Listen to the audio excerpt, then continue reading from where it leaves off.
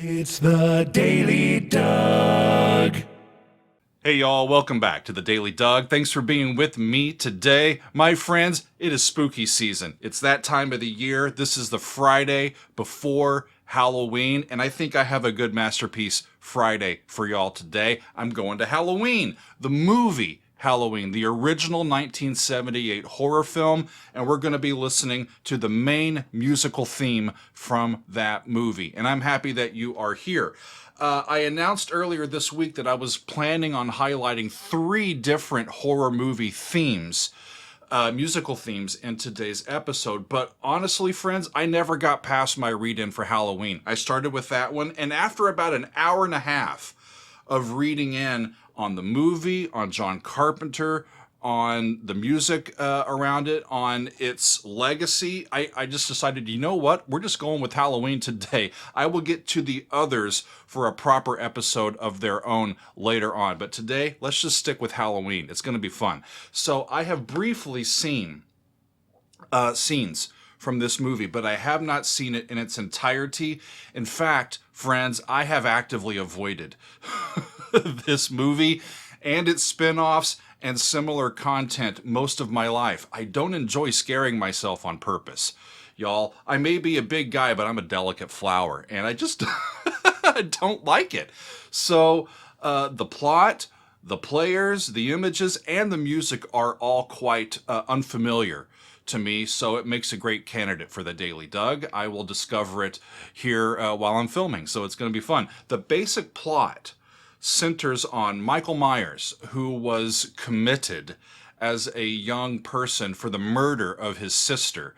And after years being locked up, he escapes and he starts to stalk and kill people in the fictional town of Haddonfield, Illinois, with his reign of terror happening on Halloween night. The movie was spearheaded and written by John Carpenter and Deborah Hill, who also served as director and producer, respectively. Carpenter also composed the music for this film. The music, as I read in, is relatively sparse, making use of a piano and synthesizer most prominently. And I did find a quote from Deborah Hill, the co-writer and producer, who said this about the origin of the idea for this movie. Here's what she said. The idea was that you could not kill evil. And that was how we came about the story. We went back to the old idea of Samhain, that Halloween was the night where all the souls are let out to wreak havoc on the living. And then came up with the story about the most evil kid who ever lived. And then John came up with his fable of a town which has a dark secret of someone who wants to live there. And now that evil has come back, and that's what made Halloween work. It's a simple premise, friends, and I look forward to hearing it. So I've got queued up the Halloween main theme, and one of the things that happened as we were reading in yesterday, and the reason why it took so long, there are dozens of versions of this main title from all the different films, but we came up with deciding to go with this one because it's got some scenes and images from the movie. So I'm going to listen to it, and then I may listen to it again. It's relatively short, but I want to see if I can figure out what I'm going to be looking for are elements to the composition. What makes it tick? What makes it elicit that unsteadiness or eeriness in us that lends itself to the images in this type of film? So that's what I'm going to be looking for. So let's dive in. Here is the main theme from Halloween by John Carpenter. Off we go. Man, that sounds vaguely familiar with that neighbor tone.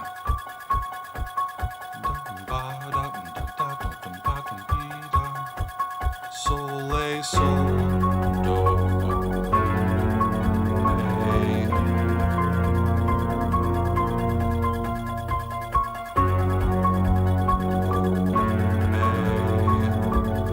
Mi. That's a half step.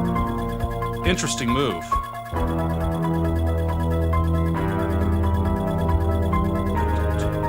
4, 5, 1, 2, 3, So 5/4, y'all better watch out.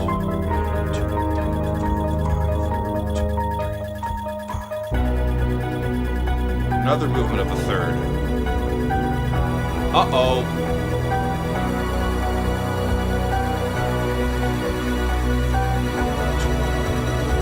Nice big swell in the strings.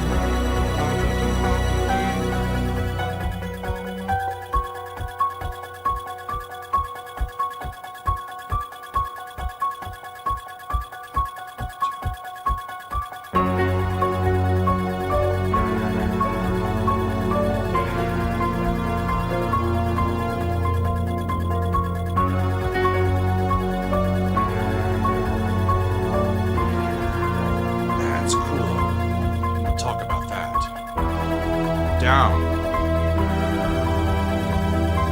Some interesting synthesizers in there.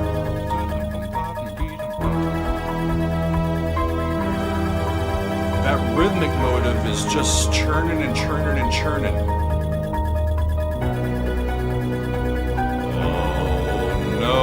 Oh no, he's got a knife.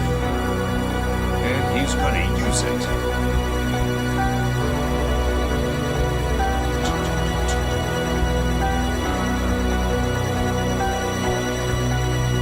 Yeah, it's sparse, but it's filled in pretty well with this synthesizer.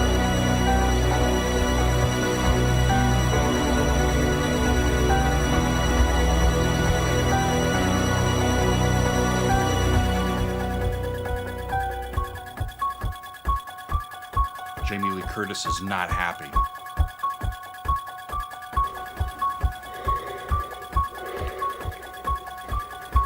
You know, I'm old enough now, I might be able to handle this. Megan will hold my hand if I get scared. And then just breathing. Where's that wind? I think it's breathing. Right in your face. It's like, I can't be killed. Right? That's interesting. I do think I want to hear it again. But I noticed a few things that I want to talk about first before I listen to it again. So it's in 5/4, 5 beats. 1, 2, 3, 4, 5. 1, 2, 3, 4, 5, which is unequal, asymmetrical. So that's one way that we can get us a little off kilter, right? An asymmetrical meter. The other thing that's happening, F sharp is where he starts, and he's open. It's not a full triad. It's not. It's not that. It's open. It's C sharp down to F sharp. It's an open fifth.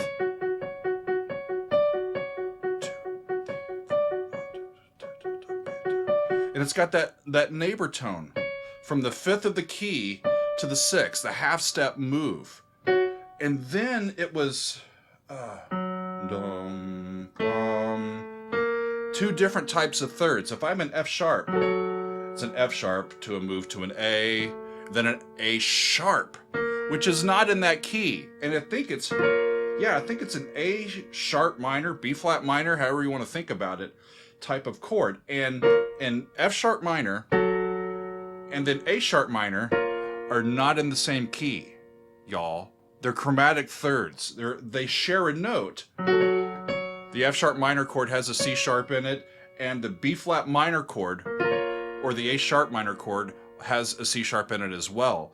And so what I think is happening, that open fifth moves down. So this is the fifth of that chord.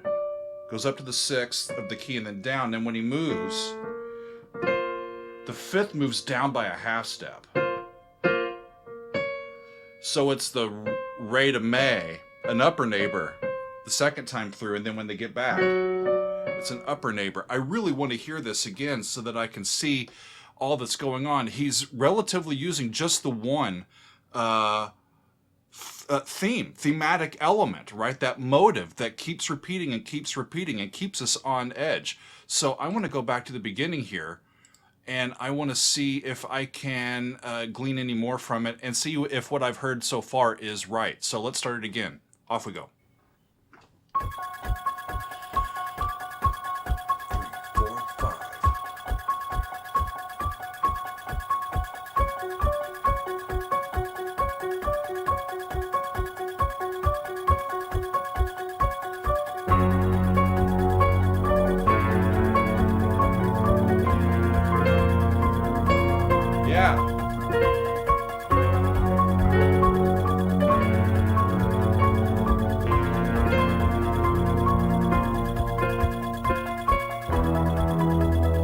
That fifth moves down again.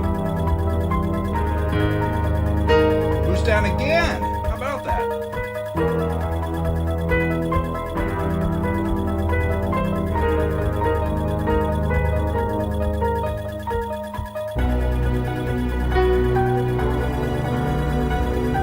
Goes to B. Big B in the bass. Up to D. Up to E. Up to F sharp. Then he flips it. Okay, hang on a second. Okay, so what he ends up doing there, he goes down to B. Right? The exact same motive that we've been doing. And then the bass goes B, D, E, F sharp. Right? And then once he lands on that F sharp, which is the fifth of where he was from B, he flips the fifth from a fifth below it to a fifth above it and goes back where he came from. That's cool. So what I heard that time, y'all, was the basic open fifth. The open fifth going down by half steps. That's the sinking feeling that you get. That open sonority keeps moving down by half steps. In F sharp minor, it's an F sharp and a C sharp. Then it's there. Then it's here. Then it's here. Then it lands itself in B, which is the fourth of where we have been. And then it lets that be a fifth and then open back up.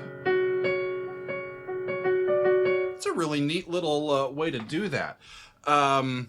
Really, really cool. I want to see if I can rewind this a little bit and keep going. I'm going to go back about here. Off we go. Okay, low note.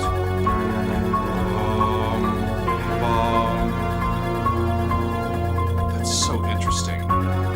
F sharp, A sharp, a chromatic third relationship. Those two chords aren't the same. Then he just goes down a step to E. He originally was on F sharp, and the whole pattern moves down a whole step.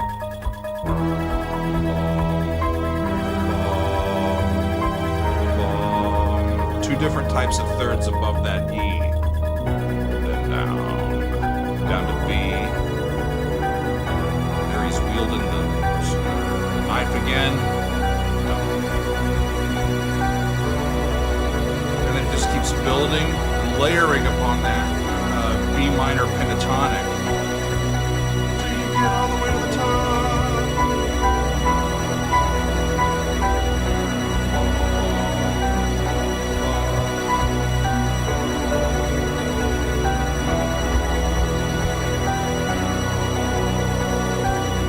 Then he stays there, then flips it.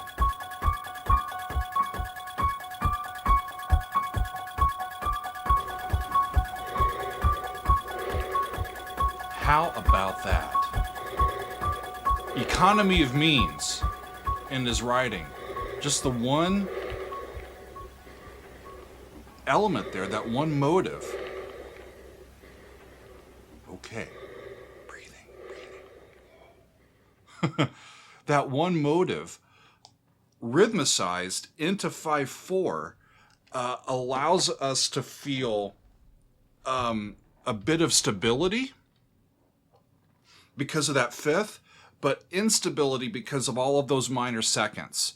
Sometimes, and it changes, right? Sometimes it's an upper neighbor, an upper half step, and sometimes it's a lower half step that's moving up as it moves. And like I said, it's just a sequential pattern. When he's doing that, from here to there, and then there to there, it's just weird.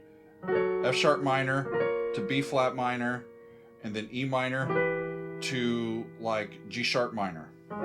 Whoop! That's not that chord. That's the chord, right? But one of the things that I also noticed the way that the bass was moving. When I say two different types of thirds, this is what I mean. If we're in F sharp minor, F sharp is the root, there's Re, and there's May, right? F sharp major has that note. F sharp minor has that note. F sharp minor has an A, F sharp major has an A sharp in it, right? So we get bum, bum, bum, and it leads to this note, which isn't in F sharp minor, and he goes to a minor chord on it. It's really a fun chromatic third move, but the intervals that he's using, the notes that he's using in the bass line from a root to a minor third to a major third, it's a famous pitch class set, y'all, and we think about I would call this a trichord, a 3-note motive that can work together. Within this set, I've got a major third, I've got a minor third, and I've got a half step. It's 0, 1, 4. It's used quite a bit in atonal and writing as a way to give you two different kinds of thirds and a leading tone and stuff that sounds tonal but's not quite. Because it's implying a lot of different things just with those 3 notes. Schoenberg used it a lot.